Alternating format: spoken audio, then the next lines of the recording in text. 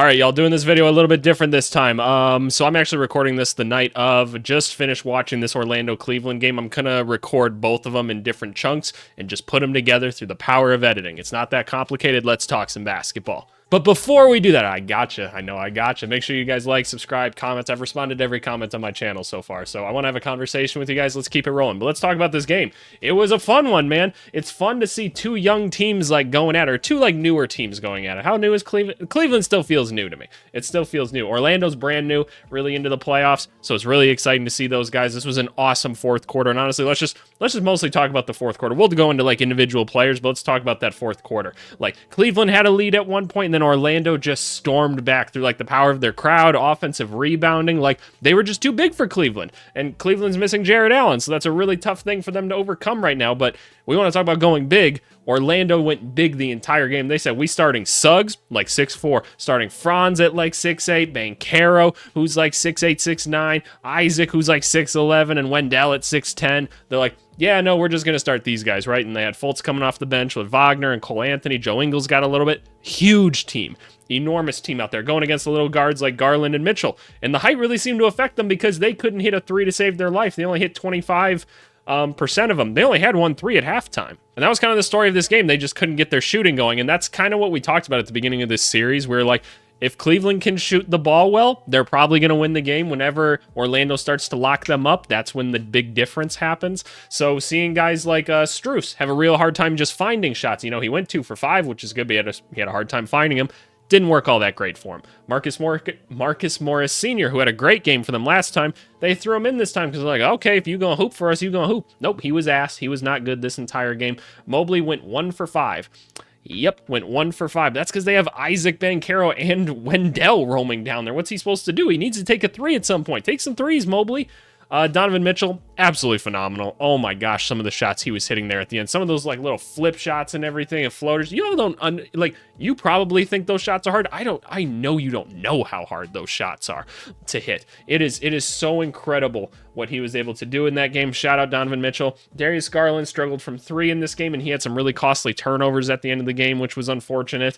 But otherwise, like, he was really aggressive at the beginning of the game, and that's awesome. So shout out him, I guess. I felt like Isaac Okoro didn't need to be in the game at the end. He really didn't seem like he wanted to be out there and shooting, so a little bit concerned about that. What happened with Karis LeVert? Why didn't he get more minutes? I'm a little confused about that. I was trying to look to see if he got hurt and I missed it or something, but I didn't see anything. So a little bit confused about that. Georges Niang was just kind of out there to fight, and Tristan Thompson did some things out there. At least he was physical.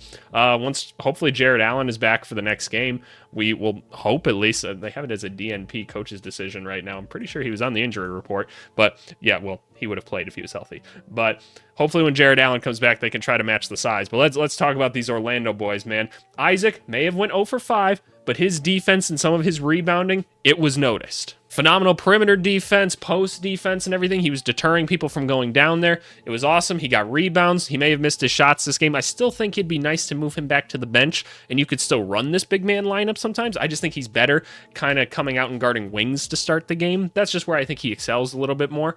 But otherwise, like, I thought he had a good game. Banchero, some huge moments down the stretch. Orlando fans, you guys got a good one in Banchero. He's going to be so tough. What he finished with 27 points, 8 rebounds, 4 assists. He had 3 turnovers. He's a young dude. I'm not too worried about it. He was so efficient in this and went 7 for 10 from the free throw line too. Absolutely awesome. Wendell Carter struggled from 3 in this one, which, you know, it's going to happen. He's normally a pretty good corner 3-point shooter. Played great defense though. Otherwise, like, he didn't commit any turnovers, did he? No, he didn't. And because the Orlando Magic didn't commit that many overall in the game. No, it wasn't bad. It wasn't bad at all. What was it? 13-13? Yeah, no, so it's fine. Like, you hope for less, but it was fine at the end of the day, especially for young players that aren't great shooters.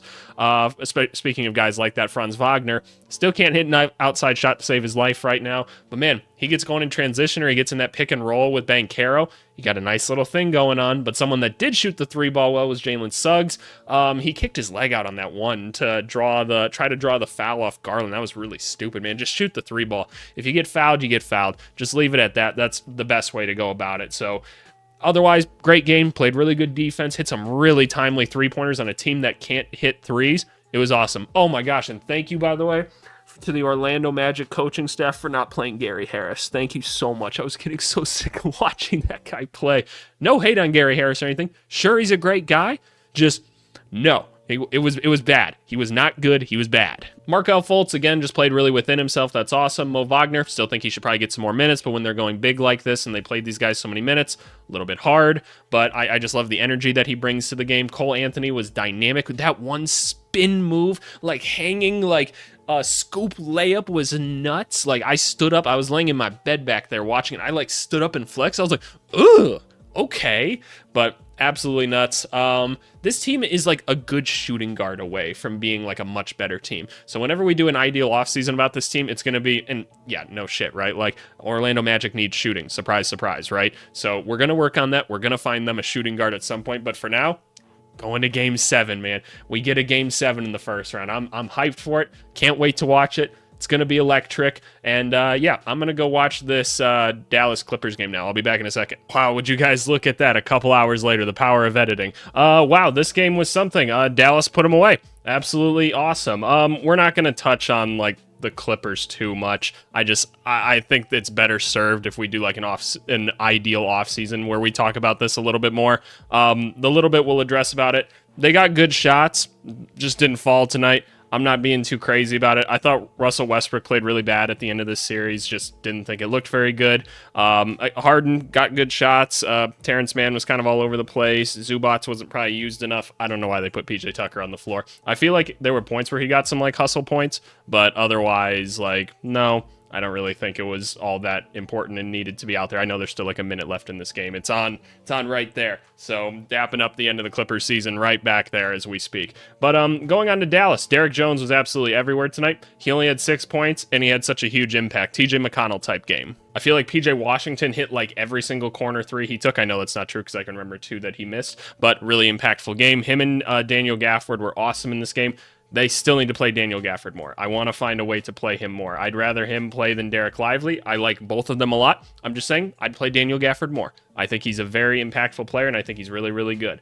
But, yeah, no, both these centers absolutely killed it. Shout out Maxi Kleba, man. He went down hard. Hope he's going to be okay. That was a tough injury. He's a good player for them, right? Like we hope the best for him. I do think that they're better offensively with him off the court, but I understand that defensively he can make a big impact. So that's totally fine. Kyrie Irving was masterful. I legit stood up in my living room and walked out into the hallway, basically just going, ooh, when he started dancing in the fourth quarter. Oh my gosh. And honestly, that caused them to spiral a little bit at the end there in the fourth quarter. Like, him just doing all that dancing and everything made them kind of be like, oh, we can take our foot off the gas. Kyrie's dancing now, and they like kind of cut it down to like 13 with like a couple minutes left, and then they put him away after that. But Luka Doncic played kind of an ugly game tonight. I thought in the first quarter he was really, really good. And then he like kind of lost his pacing because like you can tell there's a point of emphasis from the last game, right? Where they were like, hey, we want you to like really get downhill and finish all the way. Now like really get deeper into the paint, like be a little more proactive at the beginning of the like shot clock. Like we don't want you taking the whole shot clock anymore. That doesn't really help anybody. And you can tell he just kind of lost his pacing. He was not very efficient in this game. Had a couple really good passes still throughout the game. Like had good plays just overall at points, but I don't know, like it just kind of felt like an ugly game overall. And there was points, like I do just need to say, he was talking to the refs too much. Like we know Luka always talks to the ref too much, but there was some points, like he should have been teed up that one time where he was just letting that ref have it. Like he drove to the rim against Paul George and just absolutely tried to get a foul because he didn't get a foul in the last possession. He had like a hissy fit about it. And I'm like, okay, dude, you got to grow up a little bit. Come on now. So that was a little bit annoying to me. I can't believe the ref didn't tee him up. I feel like anyone else, they tee up for that, but whatever, is what it is. Shout out Josh Green. He was the same little Energizer bunny that he always is. He had one crazy wraparound pass to Luka Doncic. But keys to Dallas doing well in the next series and everything is going to be maintaining that pace and everything. If they can maintain that pace with Luka and Kyrie, which Luka seems to be struggling with, Kyrie's really good at, I think that's where the rest of the team looks a lot better. So that's where they're going to find a little bit more success. Back to the Clippers. Sorry, Clippers fans. That's just how the season went. I don't know what's up with Kawhi Leonard. I don't know what you do with this team right now. I'll do an ideal offseason at some point. Maybe it'll come out Sunday or something like that. So be on the lookout for that. But yeah, man, you guys got something going on. Who knows if Paul George stays around? Who knows if James Harden sticks around? At least you guys will have a new stadium and really cool uniforms next year. you guys have had the worst uniforms in basketball for a while, so now you get something, right? It's bad. It's not very good. It's not a good situation at all, in my opinion, at least. But, yeah, no, so that's the recap of the games. Saturday night, we get Minnesota-Denver. Is that the only game tomorrow night? That's totally fine. That's the only game I want to watch and everything. So, super excited for it. Can't wait to watch it, and you guys know I'll be covering it here. So, thanks so much, y'all. Talk to y'all later. Bye.